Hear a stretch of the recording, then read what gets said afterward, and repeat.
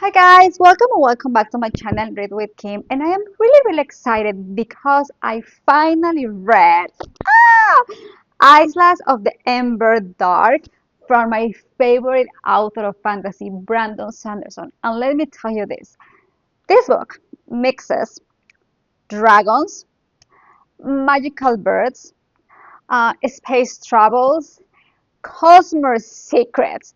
So now the question is this worth to read or not? Well, in this video, I'm going to break down for you what is this book about, what are the things that work for me and the things that didn't work for me, and the most important, that if it's worth or not that you add to your reading list.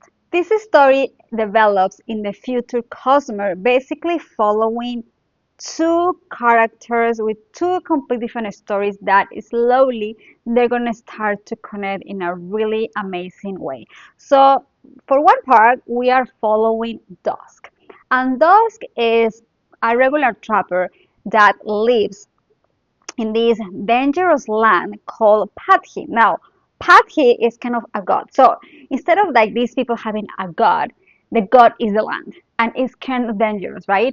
And in this land, people have birds, and those birds have powers.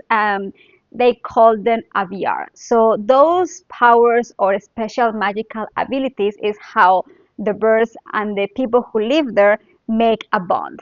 So it's like this world, and now this land Pathi is being threatened by these people who call them the above people that live supposedly in other galaxy, that they want to come to this land and basically take over them with the technology that they have and manipulate and like got everything in control of them with the Aviars and everything. So Dust is like desperate, and he decided to get in the boat basically and go to this unknown place called Emberdark, trying to get people there to help them to don't give the land to of the above. So he's by himself with a couple of people there. Like, we are gonna risk everything because we are have to protect the land before these of the above come to us and conquer everything.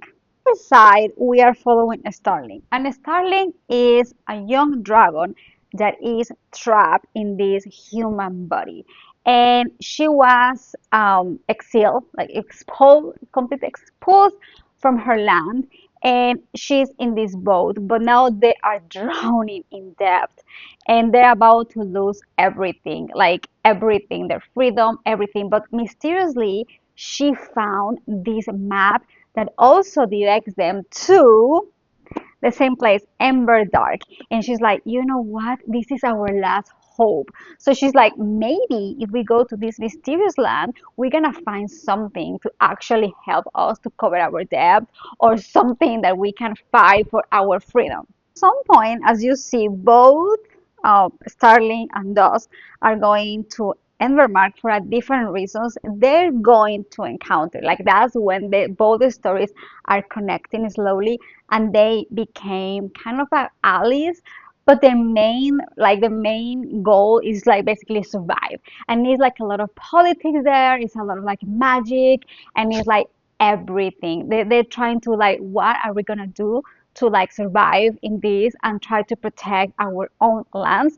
I think it was just like an incredible way, and I really enjoy it. I think Brandon Sanderson, as always, does an incredible job about both world building without a lot of information, but like enough for us to like, oh my god. And just to see like the magic and how this works, and also there is another god coming there and doing something that I'm not gonna spoil it. It's just amazing, like, just to see the adventures and how those complete different people becoming allies in some point. I will add this book on your reading list. The only thing that didn't work for me is like, it's a lot of magic. In some point I got a little bit confused, but because I'm not used to read Cosmere. So I had to, okay, slow down. What is happening here? What this bird has power? What this creature has power? Like it has a lot of different powers and different creators, um, different like yeah, characters having several powers. And for me, it was like, okay, I need to make a little map of what it has what. That's the only thing. But I also, I love it so much. Like, I really do enjoy Brandon Sanderson and all his imagination and everything he creates. I'm so fan of him. So definitely 4.5, just because I am dumb about high fantasy book. But Cosmere World, and this is in the future, so I really, really enjoy it. Anyway, thank you so much for being here, and I'm gonna see you next week with a new bookish adventure. Bye.